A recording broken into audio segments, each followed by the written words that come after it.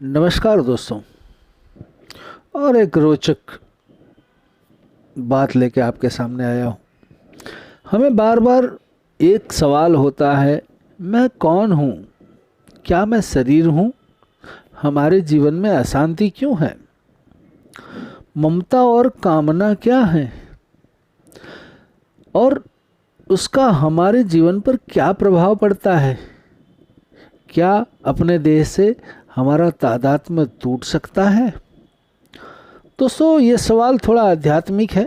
आम जिंदगी जीने वाले और सिर्फ अपने इर्द गिर्द होने वाली जो प्रवृत्तियां हैं उसी में लीन रहने वाले के लिए थोड़ा अलग हो सकता है, लेकिन एक न एक दिन तो ये सवाल आपके मन में भी उठेगा। तो इसका कारण क्या है, जानते हैं? यह प्रश्न इसलिए उठता है कि अशांति किसी भी मानव को पसंद नहीं है, किसी को अच्छी नहीं लगती। सबको शांति प्रिय है। मानव की जीवन में सर्वतः मांग ही होती है शांति, स्वाधीनता और प्रियता की। यह प्राप्य भी है। फिर भी हमसे क्या त्रुटि होती है कि जीवन में अशांति आ ही जाती है?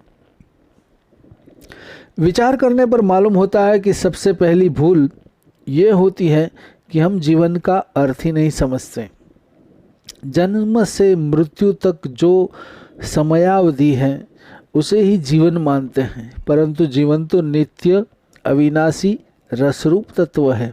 दूसरी भूल होती है कि हम अपने बारे में विचार ही नहीं करते कि मैं क्या हूँ। क्या मैं मात्र शरीर हूँ या शरीर से भिन्न भी अपना कोई अस्तित्व है? सच्चाई यह है कि मैं शरीर नहीं हूँ और शरीर मेरा नहीं है। यह मानने में बाधा क्या है? हम शारीरिक और मानसिक दोनों ही रूप से कोल्हू के बेल की तरह निरंतर चलते ही रहते हैं, अर्थात हर समय कुछ न कुछ करते रहते हैं और कुछ न कुछ आगे पीछे का चिंतन करते रहते हैं। कोई ठहराव ही नहीं है जब हम शांत होकर आत्मचिंतन कर सकें। यदि हम शांत होकर अपने बारे में विचार करें तो यह सहज समझेंगे और अनुभव ही करेंगे कि मैं शरीर नहीं हूँ। क्यों? क्योंकि यदि मैं शरीर होता तो शरीर का दृष्टा नहीं हो सकता था। हमारा अनुभव है कि हम दृष्टा के रूप में देखते हैं कि मन क्या चाह रहा है, बुद्धि क्या सोच रही है, विवेक क्या कह रहा है, चित्त खिन्न या प्रसन्न है आदि। तब यह स्पष्ट प्रतीत होगा कि मैं शरीर से अलग कुछ हूँ। आप सोचिए, जो शरीर आपको मिला है उसको आप मैं कह सकते हैं क्या? मेरा शरीर कहते हैं कि मैं शरीर कहते हैं? जिसको यह कहते हैं उसको मैं कह सकते हैं क्या आप? अपने ज्ञान के प्रकाश में ऐसा लगता है कि शरीर को हम यह करके अनुभव करते हैं।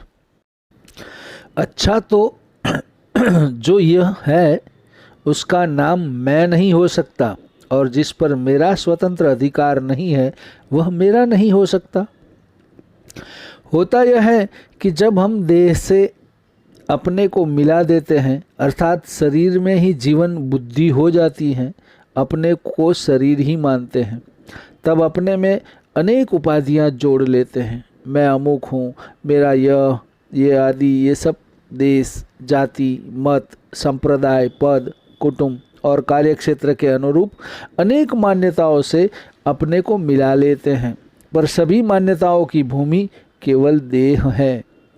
यदि देहाभिमान का रूप ले लेता है, अपने को देह मानने से भोग की ही रुचि उत्पन्न होती है, जो सब प्रकार से अहितकर हैं। इसलिए देहाभिमान कैसे उत्पन्न होता है और उसका नाश होना क्यों आवश्यक है, इस पर विस्तृत विचार आवश्यक है।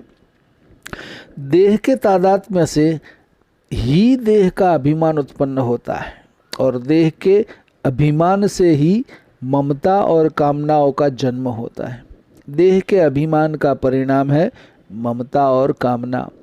ममता और कामना है क्या और उनका हमारे जीवन पर क्या प्रभाव पड़ता है? वस्तुतः ममता सुख लेने का एक उपाय मात्र है। जिससे जितना ज़्यादा सुख लेंगे उससे ममता तोड़ना उतना ही कठिन होगा। अपना मानना ही ममता है। साधक को ममता रहित होना है। ममता शब्द का क्या अर्थ समझा आपने? अगर सभी को अपना मानो तो ममता नहीं कहलाती, पर किसी को अपना मानो और किसी को अपना मत मानो, इसका नाम ममता है। यह कैसे छूटे? जिसके साथ मेरा नित्य संबंध नहीं रह सकता उसको अपना नहीं मानना चाहिए, उसकी सेवा करनी चाहिए। तो सेवा करना और अपना न मानना, इससे ममता नष्ट हो जाती है और इसका फल होता है कि मनुष्य को निर्विकारता प्राप्त होती है। उसके चित्त में किसी प्रकार का विकार नहीं रहता।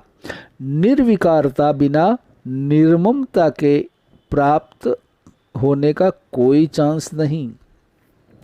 आगे उदाहरण से ज्ञात होगा कि जीवन में ममता रहने से क्या कुपरिणाम होता है।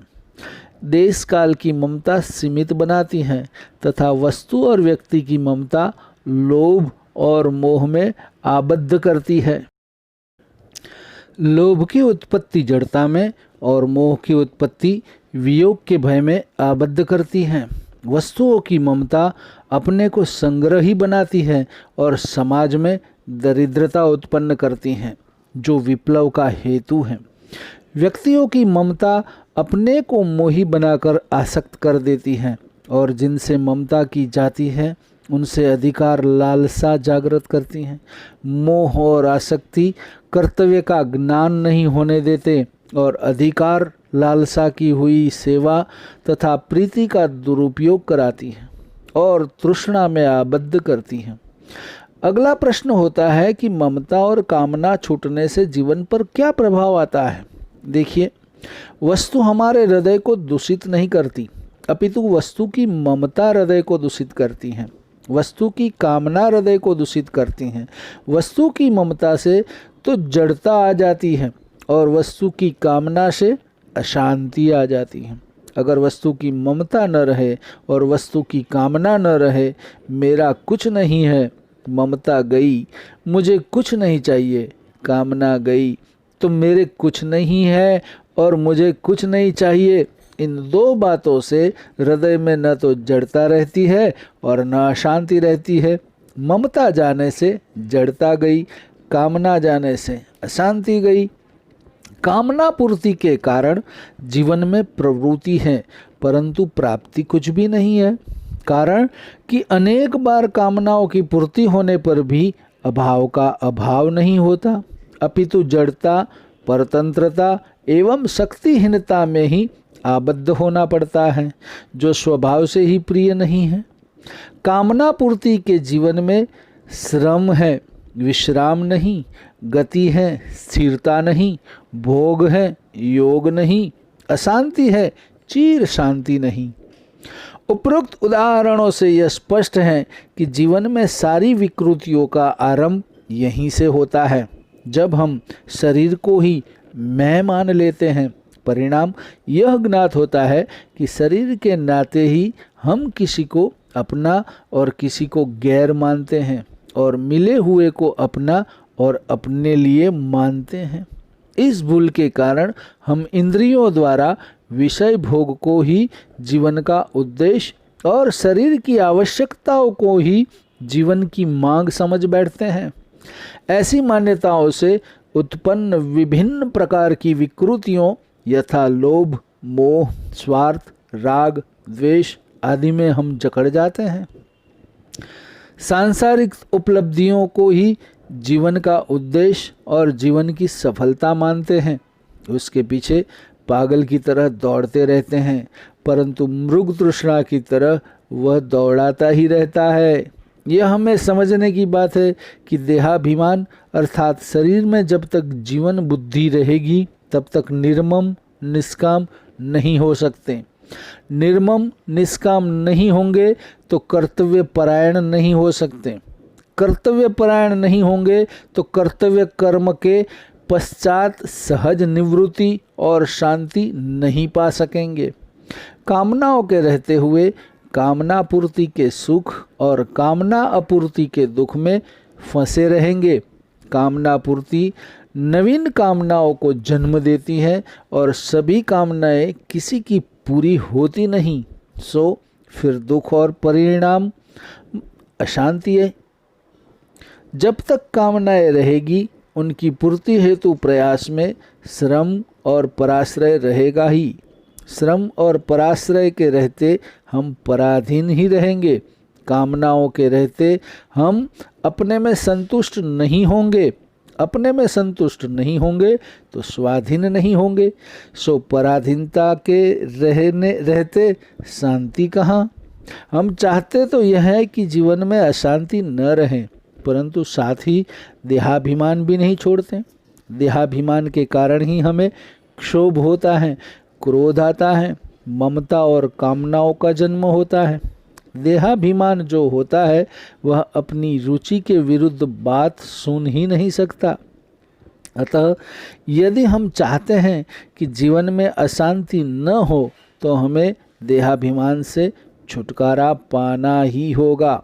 देहाभिमान होता है देह से तादात्म्य के कारण।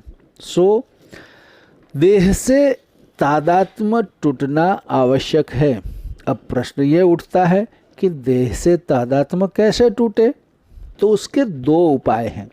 एक तो ज्ञानपूर्वक यह अनुभव करें कि मैं शरीर नहीं हूँ अथवा शरीर मेरा नहीं है। इस प्रकार देह से तादात्म्य का नाश हो सकता है। और दूसरा, दूसरों को सहयोग देने से, स्थूल शरीर से, इच्छा रहित होने से, सूक्ष्म शरीर से और अप्रयत्न होने से, कारण शरीर से असंगतता प्राप्त होती है। दोस्तों एक बार फिर से दोहराता हूँ। दूसरों को सहयोग देने से स्थूल शरीर से, इच्छा रहित होने से सूक्ष्म शरीर से और अप्रयत्न होने से कारण शरीर से असंगतता प्राप्त होती है। हमारे 3 शरीर होते हैं, एक स्थूल शरीर, सूक्ष्म शरीर और कारण शरीर। तो हुआ क्या, दूसरों को सहयोग देने से स्थूल शरीर से, इच्छा रहित होने से सूक्ष्म शरीर से और अप्रयत्न होने से कारण शरीर से असंगतता प्राप्त होती है। तीनों शरीरों से असंगतता प्राप्त होते ही देह से तादात्म्य का नाश हो जाता है। वस्तुतः जीवन के सत्य को स्वीकार करना सत्संग है। जीवन का सत्य क्या है? देह मैं नहीं हूँ, देह मेरी नहीं है, यह जीवन का सत्य है। दृश्य मात्र से मेरा नित्य संबंध नहीं है। जो हमें दिखाई दे रहा है, चमड़ों की आंखों से हम देख रहे हैं, वो सत्य नहीं है। यह जीवन का सत्य आपको समझ लेना चाहिए। जिससे नित्य संबंध नहीं है, उसकी ममता और कामना के त्याग से अशांति और पराधीनता का नाश होता है। यही जीवन का सत्य है। अतः मात्र इस सत्य को स्वीकार करने से अशांति से छुटकारा निश्चित है। अंत में सारी बातों का सार यही है कि ईश्वर के शरणागत मानव के जीवन में अशांति नहीं होती है। तो दोस्तों हमें मात्र और मात्र यही काम करना है कि हमें शरणागत बनना है, ईश्वर की शरण ले लेनी है। और उसके शरण में जाओगे तो हमारे जीवन में पूर्णतया शांति होगी। हमारे हर एक सवाल का हमें जवाब भी मिल जाएगा। तो है न रोचक कथा दोस्तों। ऐसी ही कथा लेकर, ऐसी ही बातें लेकर फिर से मैं आपके समस्त उपस्थित रहूँगा। तब तक मुझे प्रबोध दवे को आज्ञा दीजिए। नमस्कार। ओम नमः शिवाय। हरि ओम।